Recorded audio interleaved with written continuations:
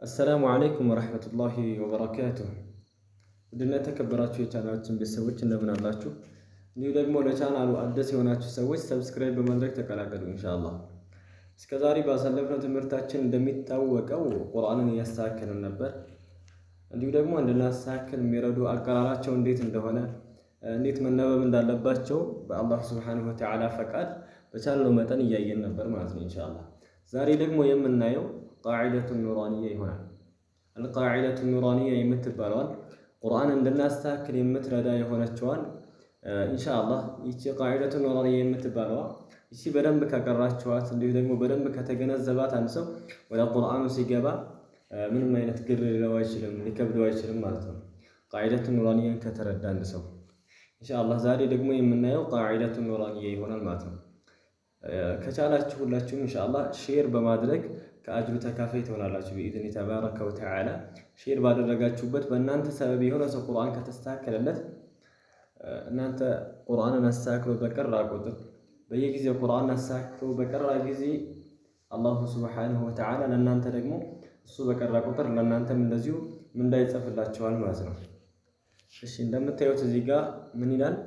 አላሁ ሱብሓነሁ ወተዓላ በተከበረው ቁርአኑ ኢና ነሕኑ ነዘልና ዚክረ ወኢና ለሁ ለሓፊዙን ይላል። እኛ ነን ይህን ቁርአን ያወረድነው እኛ ደግሞ ራሳችንን እንጠብቀዋለን ይላል። እንደሚታወቀው ሌሎች መጽሐፍቶች ሌሎች ተውራት፣ ኢንጂል ተበርዘዋል። እንዲሁ ደግሞ ሌላ ነገራቶች ገብተውባቸዋል። ቁርአን እስከ አሁን ድረስ 1400 ምናምን ዓመት ሆነው ቁርአን ከወረደ ከዛ በፊት የወረደ ቁርአን ነው። ላኪን እስካሁን ምንም አይነት መበረዝ የለውም። ምንም አይነት ደግሞ በውስጡ የተዛባ ነገር የለውም ማለት ነው። ልክ ነቢያችን ዓለይሂ ሰላቱ ወሰላም ላይ እንደወረደው እስካሁንም ቁርአን ያለ ነው።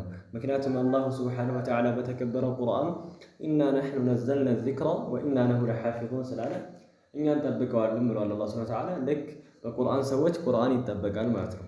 ኸይሩኩም ታች ደግሞ ነቢያችን ዓለይሂ ሰላቱ ወሰላም ምን ይላሉ? ኸይሩኩም መን ተዓለመ አልቁርአን ወዓለመህ፣ ከእናንተ ውስጥ በላጭ ሰው ብሎ ማለት ቁርአንን ተምሮ ያስተማረ ሰው ነው ይላሉ። ኢንሻአላህ እናንተ ለጓደኞቻችሁ እንዲህ ደግሞ ለምታውቋቸው ሰዎች ሼር በማድረጋችሁ አላሁ ሱብሓነሁ ወተዓላ ምንዳ ይመነዳችኋል ማለት ነው። ኢንሻአላህ ሁላችሁም ሼር አድርጉ ቢኢዝኒ ተባረከ ወተዓላ ይጠቀሙበታል ማለት ነው። ኢንሻአላህ ወደዚህኛው ስንገባ ምን ይላል? ቢስሚላሂ አርረሕማን አርረሒም ይላል። እዚህ በአላህ ሱብሓነሁ ወተዓላ ቃል እየከፈተ ነው ቁርአኑ። አደርሱል አወል ዛሬ ኢንሻአላህ የምናየው ክፍል አንድን ይሆናል፣ ወይ ደግሞ ደርስ ትምህርት አንድን ይሆናል ኢንሻአላህ የምናየው ሑሩፉል ሂጃኢ ሙፍረዳ የአረበኛ ፊደል ሆነው የተለያዩ ሆነው ነው የመጡት። እዚህ ጋር ደግሞ እንደሚታወቀው ቁርአን ያለው ከነዚህ ከፊደላቶች የሚወጣ የቁርአን አያ የለም። 30 ጁዝ ቁርአንን ብናየው ከነዚህ ከፊደላቶች የሚወጣ አይደለም ማለት ነው። እነዚህ እዚህ ጋር ያሉት ፊደላቶች በትክክል ከተቀሩ እንዲሁ ደግሞ ሐርፉን አስተካክለን የምናወጣው ከሆነ ወደ ቁርአኑ ስንመጣ ምንም አይነት መዛባት ሳይኖር እንዲሁ ሳይከብደን አስተካክለን እንቀራዋለን ማለት ነው። እቺ ባ መሆኗን ካወቅናት አስተካክለን የምናነባት ከሆነ ቁርአንም ላይ ያለችው አባ ይቺው ናት። 30 ጁዝ ቁርአን ሙሉ ከነዚህ ፊደላቶች የሚወጣ አይደለም ማለት ነው። ስለዚህ እነዚህ ፊደላቶችን በደንብ ማጥናት ግድ ይለናል ማለት ነው ኢንሻአላህ። እዚህ ጋር እንደምታዩት አሊፍ መጀመሪያ ነበውና ከዛ ሁለተኛ ተነትንላቸዋለሁ ማለት ነው። ልክ ቁርአኑ ላይ እንደሰለፍ ነው። አሊፍ ባ ታ ሳ ጂም ሐ ኾ ዳል ዛል ሮ ዛ ሲን ሺን ሶድ ዶድ ጦ ظ عين غين فا قاف كاف لام ميم نون واو ها همزة ያ ኢንሻአላህ አሁን ወደ ትንተና ገባለሁ ማለት ነው። እዚህ እንደምታዩት አሊፍ የምትባለዋ ምንድነች? ከሀምዝ ጋር የሚመሳሰልብን ሰዎች አለን። ሀምዝ ይቺ ነች፣ ሀምዝ ይቺ ነች። ይህ ደግሞ አሊፍ ትባላለች። አሊፍ ምንም አይነት ሐረካ የላትም፣ ምንም አይነት ነጥብ የላትም ማለት ነው። ሐረካ ሳይሆን ምንም አይነት ነጥብ የላትም አሊፍ እንደምታዩት ስለዚህ ምንድናት ይቺ? ምንም አይነት ነጥብ የሌላት አሊፍ ትባላለች። ዝም ብላ ቆም ያለች ናት ማለት ነው። ይቺ አሊፍ ትባላለች። ባ የምትባለዋ ደግሞ ባ፣ ታ፣ ሳ አንድ አይነት ናቸው፣ ተመሳሳይ ናቸው። ላኪን የሚለያዩት ምንድን ነው? ባ ከታች ምን አላት? አንድ ነጥብ አላት ማለት ነው። ከታች እንደምታዩት አንድ ነጥብ አላት። ታ ደግሞ እዚህ ጋር እንደምታዩት ሁለት ነጥብ አላት። እቺኛይቱ ባ ከታች አንድ ነጥብ ካየንባት ምን ብለን እንቀራታለን? ባ ብለን እናነባታለን ማለት ነው። ከላይ ሳ ከሆነ ይሄ ነጥብ ሁለት ሆኖ ከዛ ከላይ ከሆነ የተጻፈው ታ እንላታለን ማለት ነው። እቺ እንደምታዩት ታ ማለት ነው። ከዛ እዚህ ጋር ደግሞ ሳ አለች። ሳ ደግሞ እንደምታዩት ባ እና ታ ጋር ተመሳሳይ ነበር አጻጻፉ። ላኪን ከላይ ያለው ጽሁፍ ከላይ ያሉት ነጥቦች ስንት ናቸው? ሶስት ናቸው። ባ ላይ ስንት ነው? አንድ ነው። እዚህኛው ታ ላይ ሳ ሁለት ነበር። ሳ ላይ ስንት ይሆናል? ሶስት ሆኖ መጥቷል። ስለዚህ ይሄን ምን እንለዋለን? ሳ ብለን እናነባዋለን ማለት ነው። ጂም ስንል እንደምታዩት ጂም ምን አለ? ጂም፣ ሐ፣ ኸ ሶስቱም ተመሳሳይ ፊደል ናቸው ማለት አጻጻፋቸው ተመሳሳይ ነው። ላኪን በሚነበቡ ሰዓት ጂም የምንለው ምን ሲሆን ነው? እዚህ እንደምታዩት ከስር ምን አለች? አንድ ነጥብ አለች። እንዲህ ከሆነ ከስር አንድ ነጥብ ካለው ምን እንላለን? ጂም እንለዋለን ማለት ነው። ሐእሳ ከስርም የላትም ከላይም የላትም። ስለዚህ ከስርም ነጥብ ከሌላት እንዲሁ ደግሞ ከታችም ከላይም ነጥብ ከሌላት ምን እንላታለን? ሐ እንላታለን ማለት ነው። ሐ እንላታለን። ኸ ደግሞ ስንል ምን አለ? ጂም ከታች ብለን ነበር። ሐ ደግሞ ምንም አይነት ነጥብ የላትም ተባብለን ነበር። እዚህ ጋር ደግሞ ኸ መታለች። ኸ ምንድናት ከተባለ ሶስቱም አጻጻፋቸው አንድ ቢሆንም ላኪን ኸ ምን አላት? ሐ ነበረች እኮ እዚህ ጋር እንደዚህ ተመሳሳይ ነበረች። ላኪን እቺ ምን አላት? ከላይ ምን አላት? አንድ ነጥብ አላት ማለት ነው። ስለዚህ እቺን ኸ ማለት ግድ ይሆንብናል ማለት ነው ኢንሻአላህ። ስለዚህ የምንለያቸው ጂም ምን አላት? ከታች አንድ ነጥብ አላት እንላለን። ሐእሳ ምንም አይነት ነጥብ የላትም እንላለን። ኸእሳ አንድ ነጥብ ከላይ አላት ብለን እንለያቸዋለን እንጂ አጻጻፋቸው አንድ ነበር። በነጥብ ነው የሚለያዩት። እንዲሁ ደግሞ ነጥብ በተቀመጠበት ቦታ ነው የሚለያዩት ማለት ነው። ዳል እና ዛል እንዲሁ ተመሳሳይ ነበሩ። ዳል ምን አላት? ምንም አይነት ነጥብ የላትም። ዳል ምንም አይነት ነጥብ የላትም፣ ዝም ብላ ተጽፋ ቁጭ ያለች ነች። ዛልሳ ዳል ነው አጻጻፏ እንደ ዳል ቢሆንም ከላይ ምን አላት? አንድ ነጥብ አላት። ስለዚህ ምን እናደርጋለን? አንድ ነጥብ ያላትን ዛል ብለን እናነባለን። ምንም ነጥብ የሌላትን ደግሞ ዳል ብለን እናነባለን ማለት ነው። ሮ ዛ ስንል እንደምታዩቸው ሁለቱም አጻጻፋቸው ተመሳሳይ ነው። ራእም ዛይም እንደዚሁ ተመሳሳይ ነው። ላኪን ምን እናደርጋቸዋለን? ምን አይነት ነጥብ አላት? ምንም አይነት ነጥብ የላትም። ከላይ እንደምታዩት ባዶ ነው፣ ከታችም ባዶ ነው። ስለዚህ ምንድነው እንላለን? ይሄ ራእ ነው ብለን እንፈርጀዋለን ማለት ነው። ምክንያቱም ከላይም ነጥብ የለውም፣ ከታችም ነጥብ የለውም፣ ምንም አይነት ነጥብ የለውም። ልክ እንደ ዳል ማለት ነው። ዳልም እንደዚሁ ከላይ ነጥብ የላትም፣ ከታች ነጥብ የላትም። ስለዚህ ምን አልናት? ዳል አልናት። ከዳል ቀጣይ ማን አለ? ዛል ምን አላት ብለናል? ከላይ አንድ ነጥብ ስላላት ምን እንላታለን? ዛል እንላታለን ተባብረናል። እዚህም ጋር ስንመጣ ራእን ስንለው ከላይ ነጥብ የለውም፣ እንዲህ ደግሞ ከታች ምንም አይነት ነጥብ ስለሌለው ራእ እንለዋለን ማለት ነው። እዚህ ጋር ዛይ ተመሳሳይ ነበሩ እኮ ራእ እና ዛ ተመሳሳይ ነበሩ አጻጻፋቸው ማለት ነው። ላኪን ዛ ምን አለው? ከላይ አንድ ነጥብ አለው ማለት ነው። ስለዚህ ተለያዩብን። አንድ ነጥብ ያለው ምን ብለን እናነባዋለን? በየትኛውም ቦታ ቁርአንም ላይ ሲመጣ እንዲሁ ደግሞ ሌላ ኪታቦች ላይ ሲመጣ ምን እንላለን? ዛ ብለን እናነባዋለን። እንዲሁ ደግሞ ራእንሳ ምን እናደርገዋለን? ምንም ነጥብ የሌለው ከሆነ ራ ብለን እናነባዋለን ማለት ነው። ስለዚህ ዛ አንድ ነጥብ አለው ከላይ፣ ራ ደግሞ ምንም አይነት ነጥብ የለውም እንላለን። ሲን ስንል ደግሞ ሲን እና ሺን አጻጻፋቸው ተመሳሳይ ነው፣ አንድ ነው ማለት ይቻላል። አጻጻፋቸው ትክክል ነው፣ ግን በነጥብ ነው የሚለያዩት። እነዚህም ሲን ምንም አይነት ነጥብ የላትም፣ ከታችም እንደምታዩት ምንም ነጥብ የላትም። እንዲሁ ደግሞ ከላይ ምንም አይነት ነጥብ የላትም ከላይ። ስለዚህ ምን እናደርጋለን ማለት ነው? ሲንንም ሺንንም በአንድ መቅራት የለብንም።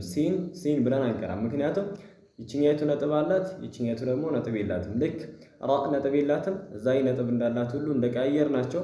እዚህም ላይ ሲን ምንም አይነት ነጥብ ስለሌላት ሲን እንላታለን። ሺንሳ በየትኛውም ቦታ እንደ ሲን ተጽፋ ግን ከላይ ሶስት ነጥብ ካላት ምን እንላለን? ሺን እንላታለን። ለምን? ይሄው እዚህ ጋር 3 ነጥብ አላት ማለት ነው። ከሲን የምትለይበት ነው አላት 3 ነጥብ አላት። ስለዚህ ሺን እንላታለን ማለት ነው። የሚለያዩት በነጥብ ብቻ እንጂ አጻጻፋቸው አንድ አይነት ነው። ቁርአንም ላይ እንደዚህ ሆነው ተመሳሳይ ሆነው ነው የሚመጡት። ላኪን የሚለያዩት በነጥብ ብቻ ነው ማለት ነው። ሷድና ቦድ ይሆናል። ሷድ ቦድ አጻጻፋቸው አንድ ነው። ሁለቱም ተመሳሳይ ነው እንደምታዩቸው ማለት ነው። ላኪን ቦድ ላይ ምን አለ? አንድ ነጥብ አለ። ሷድ ላይ ምንም አይነት ነጥብ የላትም። ሷድ ከላይም ነጥብ የላትም፣ ከታችም ነጥብ የላትም። ስለዚህ ምን እንላታለን? እችን ሷድ እንላታለን። በቁርአን ውስጥም ብናገኝ እንዲሁ ደግሞ ሌላ አረበኛ ነገራቶች እያነበብን ብናየው ይቺ ሷድ ናት የምንላት ምንም አይነት ነጥብ ከሌላት ነው ማለት ነው። ቦድ ከሷድ የምትለየው ከላይ አንድ ነጥብ አላት ማለት ነው። ስለዚህ ይችኛይቱን ምን እንላታለን? ሷድ እንላታለን። ይችኛይቱን ደግሞ ቦድ ብለን እናነባታለን ማለት ነው። ጦ ስንል ጦ እና ዞ አጻጻፋቸው ተመሳሳይ ነው። እንደምታያቸው ጦም ዞም አጻጻፋቸው አንድ ነበር። ላኪን ምንድነው ልክ ቦድ ሷድና ቦድ እንደለየ ነው እዚህም ጋር በነጥብ ነው የምንለያያቸው። ጦ ምንም አይነት ነጥብ የላትም። እንደምታዩት ከላይ ምንም ነጥብ የለም፣ እንዲሁ ደግሞ ከታች ምንም አይነት ነጥብ የለም ማለት ነው። አንድም ነጥብ የላትም፣ ሁለትም ሶስትም ነጥብ የላትም። ስለዚህ ይቺ ምንድናት እንላታለን? ጦ ነው ብለን እንለዋለን። ይሄኛው ዞ ከሆነ ከላይ እንደምታዩት አንድ ነጥብ አለው ማለት ነው። ስለዚህ ጦና ዞ የሚለያዩት ይሄኛው ነጥብ ስላለው ነው።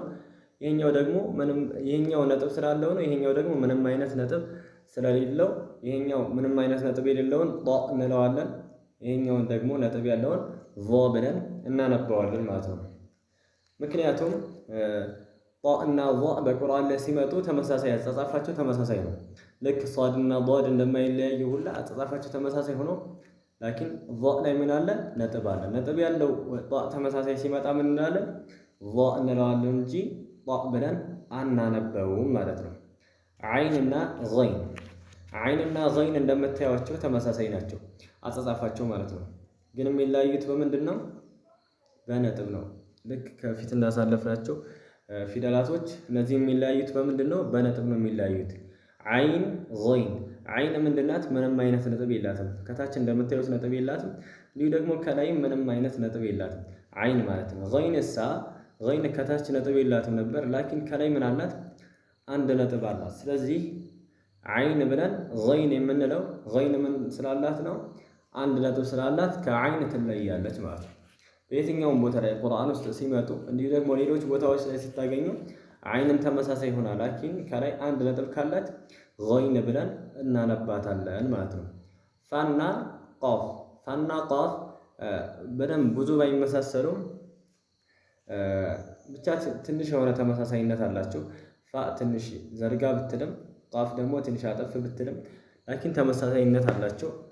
እነዚህን ደግሞ የምንለያቸው ፋ ምን አላት? አንድ ነጥብ ብቻ ነው ያላት። ከላይ አንድ ነጥብ አላት። ፋ እንደምታዩት አንድ ነጥብ ብቻ ነው ያላት። እንዲህ ደግሞ ቃፍ ስታዩት ሁለት ነጥብ አለው ማለት ነው። ቃፍ ሁለት ነጥብ አለው። ስለዚህ ፋን አንድ ነጥብ ስላላት ፋ እንላታለን። ቃፍ ደግሞ የምንለያት ሁለት ነጥብ ስላላት ቃፍ እንላለን። ፋ አንልም ቃፍ ብለን እናነባዋለን ማለት ነው። ካፍ ስንል ካፍ እንደምታዩት ምንም አይነት ፈትሐ የለውም፣ ምንም አይነት ነጥብ የለውም። አፍወን ምንም አይነት ነጥብ የለውም። ልክ እንደ ቃፍ እንደ ፋ እንደ ዘይን ነጥብ የለውም። ላኪን ምንድነው ራሱ ካፍ ብቻ ነው የተቀመጠው። ልክ እንደ ጣ ማለት ነው። እንደ ዓይን ራሱ ካፍ ብቻ ነው የተቀመጠው። ይህን ካፍ እንለዋለን ማለት ነው። ላምም እንደምታዩት ምንም አይነት ነጥብ የለውም፣ ላም እንለዋለን። ሚም እንደዚሁ ነጥብ የላትም። ኑን ጋር ስንመጣ ኑን እንደምታዩት አንድ ነጥብ አለው ማለት ነው። ስለዚህ ኑን ብለን እንጠራዋለን። አንድ ነጥብ ያለውን ኑን እንለዋለን። እንዲቆለፍ ብሎ አጠፍ ብሎ አንድ ነጥብ ያለው ከላይ ኑን ብለን እናነባዋለን። ኑን እና እዚህ ጋር ባእና ኑን ተመሳሳይ እንዳይሆንባቸው በትንሹም ቢሆን ይመሳሰላል። ላኪን ባእ ምን አለው ታ ምን አላቸው? እነዚህ ከተመሳሰለባችሁ ባእ ምን አለው? ከታች ነው አንድ ነጥብ ያለው። ታ ደግሞ ከላይ ሆኖ ሁለት ነጥብ ነው ያለው። ታ ደግሞ ከላይ ሆኖ 3 ነጥብ ነው ያለው። ኑን ወደ ኑን ስንመጣ ኑን እንዲህ አጻጻፉም የተለየ ቢሆንም ገና አንዳንድ ሰዎች የሚመሳሰልብን ስላለን ኑን ደግሞ እንዲህ ትንሽ አጠፍ ብሎ መካከል ላይ ወይ ደግሞ ከላይ በኩል ነው አንድ ነጥብ ያለው ማለት ነው። ባእም ታእም ሳእም ከላይ በኩል አንድ ነጥብ ያላቸው ስለሌሉ ከላይ በኩል አንድ ነጥብ ያለው ሆኖ እንዲሁ ደግሞ ቆለፍ ብሎ ካገኛችሁ ቁርአን ላይ ኑን በሉት ማለት ነው። ኑን ነው ብለን እንለዋለን ማለት ነው። ዋው እንደዚሁ ምንም አይነት ነጥብ የላትም። ሃእም ነጥብ የለውም። ሐምዛ እዚህ ጋር የምንሳሳተው ቁርአን ላይ ይቺ ሐምዛን የምታዩት እዚች አሊፍ ላይ ትመጣለች። አሊፍ ላይ ከአሊፍ ከላይ በኩል ተጽፋ ትመጣለች። እንዲሁ ደግሞ ከዋውም ከላይ በኩል ተጽፋ ትመጣለች። እንዲሁ ደግሞ ከያእም በላይ ተጽፋ ትመጣለች ማለት ነው። ይቺ ሐምዛ የምታዩት ሐምዛ ማለት ነው። ስለዚህ ይቺን ሐምዛ አሊፍ እንዳትሏት። አሊፍና ሐምዛ ይለያያል። ይቺ አሊፍ ለመሳቢያነት የምንጠቀማት አሊፍ ነች እንጂ አንቀራትም፣ አትቀራም በራሷ ማለት ነው። ወይ ደግሞ በወቅፍ ጊዜ ይቺ ሐምዘቱል ወስል ትባላለች። በወቅፍ ጊዜ አቁመን ስንቀራባት እናነባታለን፣ እንደ ሐምዝ እናነባታለን። ላኪን በምንቀጥል ሰዓት ደግሞ ትወድቃለች። እንዲሁ ደግሞ ለመሳቢያም አድርገን የምናመጣባት ሁኔታ ይኖራል ማለት ነው። ልክ ባ ስንል አሁን ለምሳሌ እዚህ ጋር ባ ስንል ከታች እንደሚታየው ከባ ፈትሐ ቀጥሎ ምን አለ? አሊፍ ስኩን ስላለ ባ ብለን እንስባታለን። ይቺስ ሐምዝ ከሆነች ግን ይቺ ምንድናት? ሐምዘቱል ቀጥዓ ትባላለች። ሐምዝ ራሷን ችላ የመጣችው ሐምዝ ናት። ከዚች በላይ ትመጣለች። ከዚች ከአሊፍ ከላይ በኩል ተጽፋ ሐምዝ ትመጣለች ማለት ነው። እንዲህ ደግሞ ከዋውም በላይ ተጽፋ የምትመጣበት አጋጣሚ አላት። ከያም በላይ ተጽፋ የምትመጣበት አጋጣሚ ይኖራታል ማለት ነው። ያ እንደምታዩት ያ እዚህ ጋር አለ። ሁለቱም ያ ተመሳሳይ ናቸው ማለት ነው። ይሄኛው ግን ሁለት ነጥብ ያለው አለው። ይሄኛው ሁለት ነጥብ አለው። ይሄኛው ደግሞ ሁለት ነጥብ የሌለው ዝም ብሎ ያ የመጣ አለ ማለት ነው። ኢንሻአላህ ሁለቱም ቁርአኑል ከሪም ላይ ሁለቱም ይገኛሉ። ኢንሻአላህ እነዚህ እስካሁን የዘረዘርናቸው ፊደላቶች በሙሉ ቁርአን ላይ ያሉ ናቸው። ቁርአን ከነዚህ ፊደላቶች ውጭ ምንም አይነት ፊደል የለውም። ስለዚህ እነዚህን ፊደላቶች ሙሉ በሙሉ በደንብ ካጠናችሁ ኢንሻአላህ ቁርአን ምንም የሚከብድበት ሁኔታ አይኖርም። ኢንሻአላህ ሁላችሁም እናንተም በሰማችሁት እኔም ደግሞ በተናገርኩት የምንጠቀም ያድርገን። ወሰላሙ አለይኩም ወራህመቱላሂ ወበረካቱሁ።